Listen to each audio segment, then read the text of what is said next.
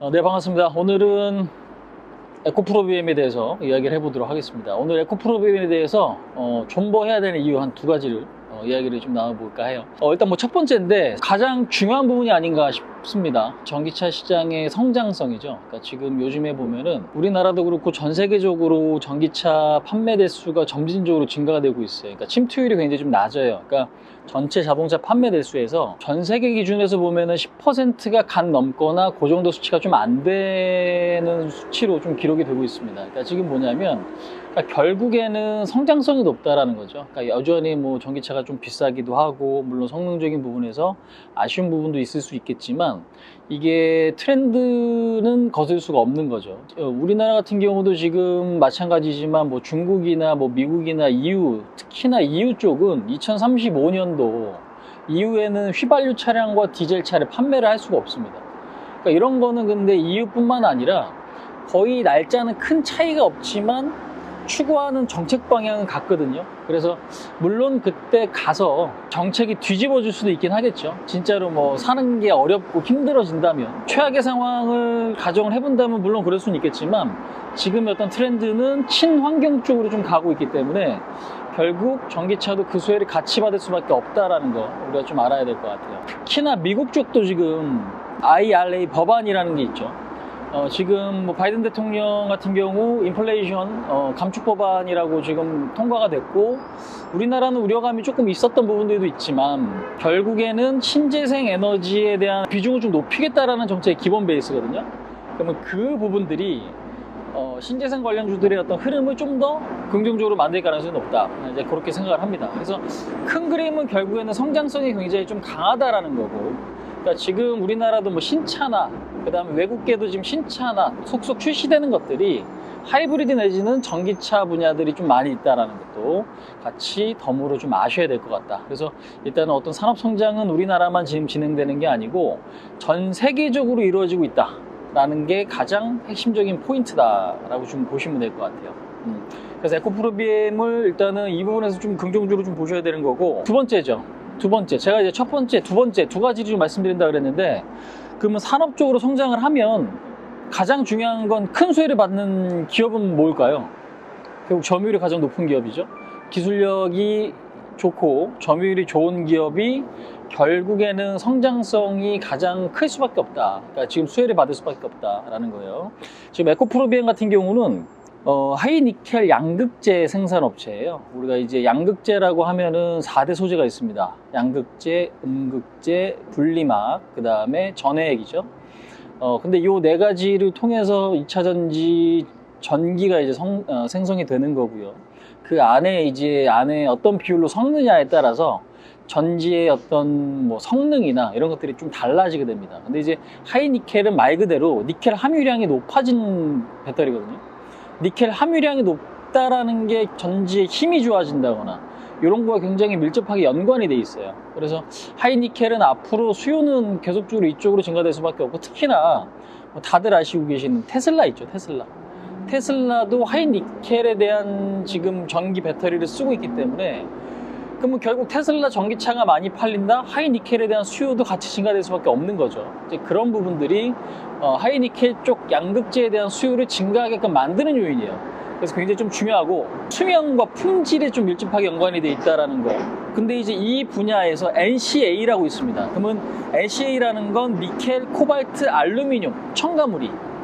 그러니까 우리가 지금 뭐 NCMA라는 게 있고 뭐 되게 여러 가지가 있어요. 그러니까 첨가물을 뭘로 하느냐가 중요한데 지금 에코프로비엠 같은 경우는 NCA 분야에서는 독보적으로 1등이에요. 그래서 일단은 이 부분들이 굉장히 좀 중요하다라는 거 우리가 좀 알아야 될 것 같아요.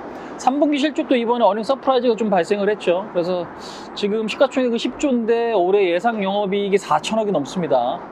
고평가되어 있지 않은 위치다라는 거고 오히려 전기차 판매는 이제 좀 시작점이 아닌가. 예전에는 되게 비싼 느낌이 있었다면 지금은 1년에 4천억 버는 기업이 시가총액이 10조 원 정도면 그럴 수 있어라는 어떤 생각을 하게 되는 이제 그런 어떤 상황인 것 같습니다. 그래서 그렇게 고평가되어 있지 않다라는 거고 그 다음에 지금 SDI라든지 SK온 그 다음 뭐 BMW, 폭스바겐, 포드 그 다음에 뭐 현기차 이런 애들이 고객사예요.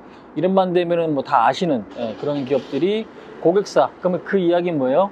결국 기술력이 그만큼 좋다는 얘기죠. 그 다음에 이제 최근에 4개월, 5개월 기간 조정을 좀 받았고, 가격 조정도 좀 받았고, 근데 이제 오늘 좀 빠지긴 했어요. 근데 이제 지금 시장이 약간 흐름이 바뀌고 있는 부분이 있지만, 결국에는 우리가 주목해야 되는 건 어떤 특정 산업에서는 그 산업의 성장성, 그 다음에 이제 성장성 안에도 정책이 있는 거죠. 근데 아까도 말씀드렸다시피 정책은 약간 우려감이 있는 것과 기대감이 높은 분야들이 있어요. 근데 기대감 요인이 좀 더 큰 것 같고, 그 다음에 점유율이죠. 그럼 쉽게 누군가 진입 장벽이 낮기 때문에 경쟁자가 쉽게 들어올 수 있느냐? 이게 요즘에는 우리가 좀 고민해야 될 부분인 것 같은데, 어떤 부분이냐면 세계적으로 전기차 배터리 생산하는 국가는 중국, 한국, 일본이거든요. 기업들이 쉽게 뛰어들기가 조금 힘들어요. 요즘에 조금 에너지 비용이나 이런 것들이 유럽에서 좀 많이 비싸다라는 것, 그 다음에 투자 비용이 좀 많이 든다라는 것, 요 부분들이 좀 있고, 그 다음에 그렇다고 하면은 중국 기업들이 앞으로 전 세계를 또 이제 다 집어삼킬 거냐? 미국, 중국 패권 싸움이 계속되고 있죠. 그러니까 지금 가격이 물론 낮기 때문에 중국 업체들을 좀 쓰지만 결국에는 일본 아니면 한국 업체인데 일본은 투자를 조금 꺼려하고 있거든요. 파나소닉 말고는 점유율이 높은 기업이 없어요. 그러면 이 이야기는 뭐냐면 전기차 시장이 성장할수록 우리나라 업체들이 조금 더 프리미엄을 받을 가능성이 높고, 물론 이게 아직 확정적인 건 아니지만 산업에 대한 성장성은 상당히 뛰어나다.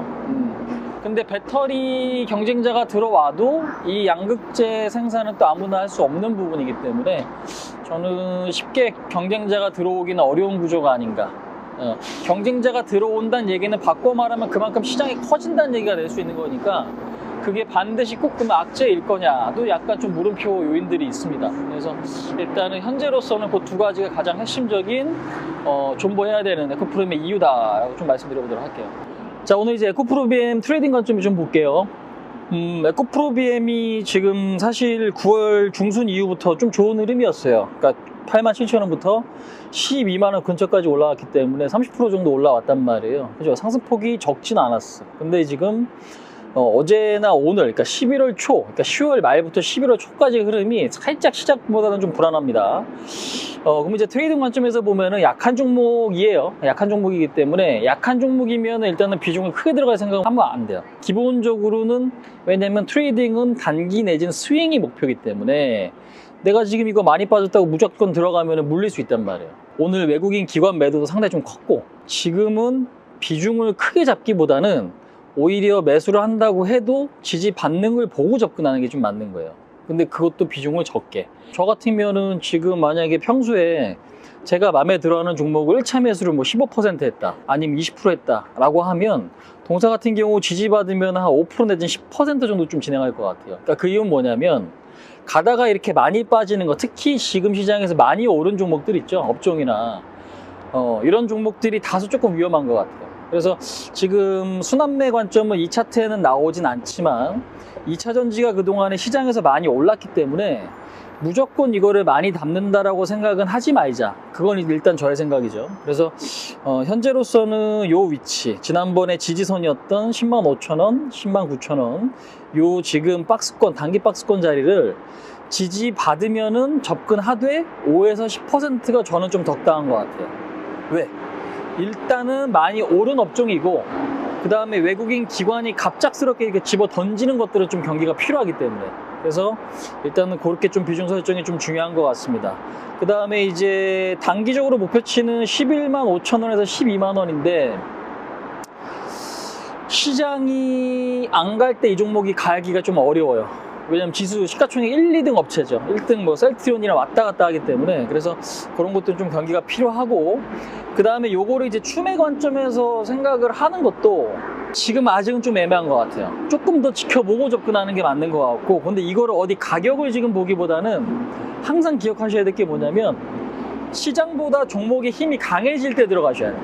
그러니까 시장이 빠지는데 이 종목이 안 빠진다든지, 아니면 시장이 1% 올랐는데 이 종목이 뭐 4, 5% 이상 확실하게 시장보다 탄력이 좋을 때, 그때 들어가시는 게 맞는 거죠. 그래서 오히려 지금 뭔가 추가 매수, 그러니까 눌렸으니까 나는 이거 좀 더 사고 싶다 생각하시는 분들은 저는 그 시그널을 보고 접근하는 게 맞는 건데, 지금은 차트만 보고 그 시그널이 언젠지 알기는 좀 어려워요.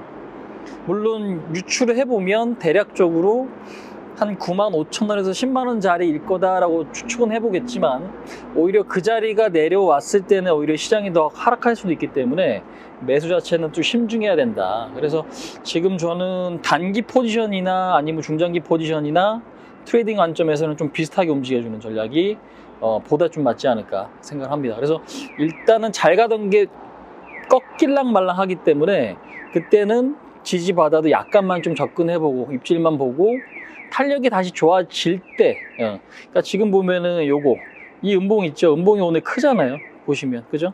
근데 이 음봉의 절반 이상 내지는 고점 자리가 쉽게 넘어갈 때, 그때 비중을 다시 키우는 거면 몰라도 현재로서는 음봉이 커지는 구간에서는 좀 경계할 필요가 있지 않나, 그렇게 좀 말씀드리면서 마무리 좀 짓도록 하겠습니다.